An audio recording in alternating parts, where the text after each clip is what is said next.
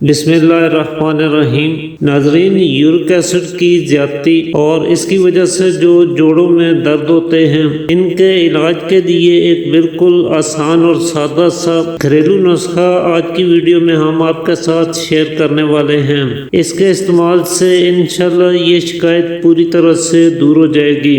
جیسا کہ York acid کے نام سے ہی ظاہر ہوتا ہے کہ یہ ایک قسم کا ایسڈ ہے، یعنی ایک تیزابی مادہ ہے جو خوراک کے ذریعے سے ہمارے بدن میں بنتا ہے اور ہمارے گردے اسے فلٹر کر کے پیشاب کے راستے خارج کرتے رہتے ہیں۔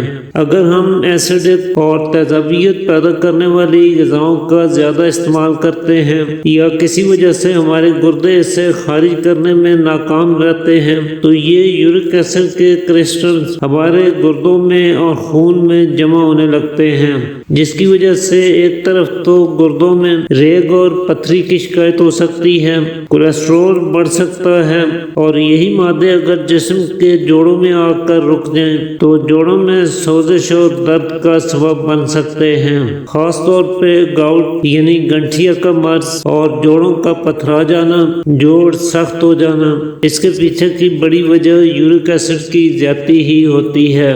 چنانچہ ایسی صورت میں جتنی بھی تیزابیت پیدا کرنے والی غذائیں ہیں ان کا استعمال بند کر دیں۔ خاص طور پہ موٹا گوشت، انڈے، کریلے، آلو گوبھی، آلو مٹر، اچار اور جتنی کھٹی ترش چیزیں ہیں، پالک، پکوڑے، سموسے، میدے سے بنی چیزیں، bakery products, fast food, cold drinks اور تمباکو نوشی سے مکمل پرہیز کریں۔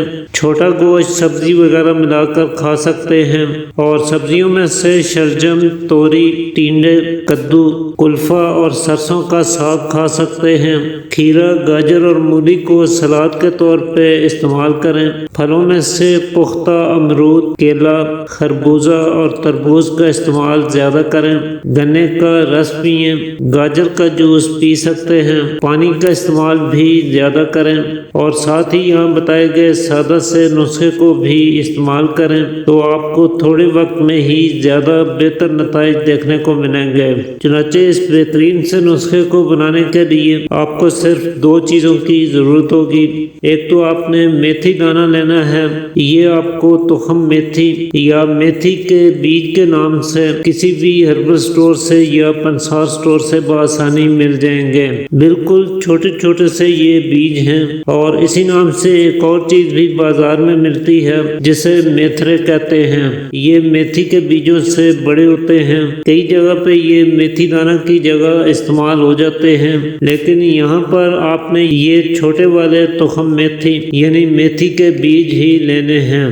یہ تمام اعصابی دردوں میں، پٹھوں کے درد میں، پٹھوں کے کھنچاؤ اور کمزوری کی صورت میں اور جوڑوں کے درد میں بہت فائدہ مند ثابت ہوتے ہیں۔ اعصابی کمزوری کو دور کرنے کے لیے ان کا بہت زیادہ استعمال کیا جاتا ہے اور ان سے بہت عمدہ فوائد حاصل ہوتے ہیں۔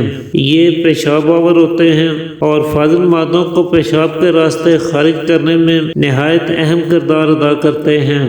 دوسرے نمبر پہ آپ نے سونٹھ یعنی خشک ادرک کا استعمال کرنا ہے۔ سونٹھ بھی نہ صرف پھیپھڑوں کو، معدہ اور آنتوں کو زہریلے ٹاکسن سے پاک صاف کرتا ہے بلکہ گردوں کو ڈیٹاکس کرنے میں بھی حد درجہ مفید اثرات کا حامل ہے اور بلغمی مادوں کے رک جانے کے باعث یا ری ہوا کی زیادتی سے جو جوڑوں میں درد ہوتے ہیں ان کے لیے تو یہ بہت ہی فائدہ مند چیز ہے۔ خاص طور پہ گنٹھیا اور جوڑوں کی سختی کی صورت میں سونٹھ یا ادرک کا استعمال کرنا لاجواب فوائد کا حامل ہے۔ تو یہ دونوں چیزیں آپ نے برابر وزن میں لے لینی ہیں۔ انہیں خوب اچھی طرح سے باریک پیس کر رکھ لیجئے، بالکل پاؤڈر کی طرح سے بنا لیجئے گا۔ تو اس طرح سے آپ کا یہ اکثیری نسخہ تیار ہو جائے گا۔ اس میں سے 1 گرام صبح، دوپہر، شام، دن میں 3 مرتبہ کھانے کے آدھا گھنٹہ بعد نیم گرم پانی سے، اور اگر گرمیوں کا موسم ہے تو تازہ پانی کے ساتھ استعمال کریں۔ 1 ماہ سے لے کر 1.5-2 ماہ تک آپ اسے استعمال کر سکتے ہیں۔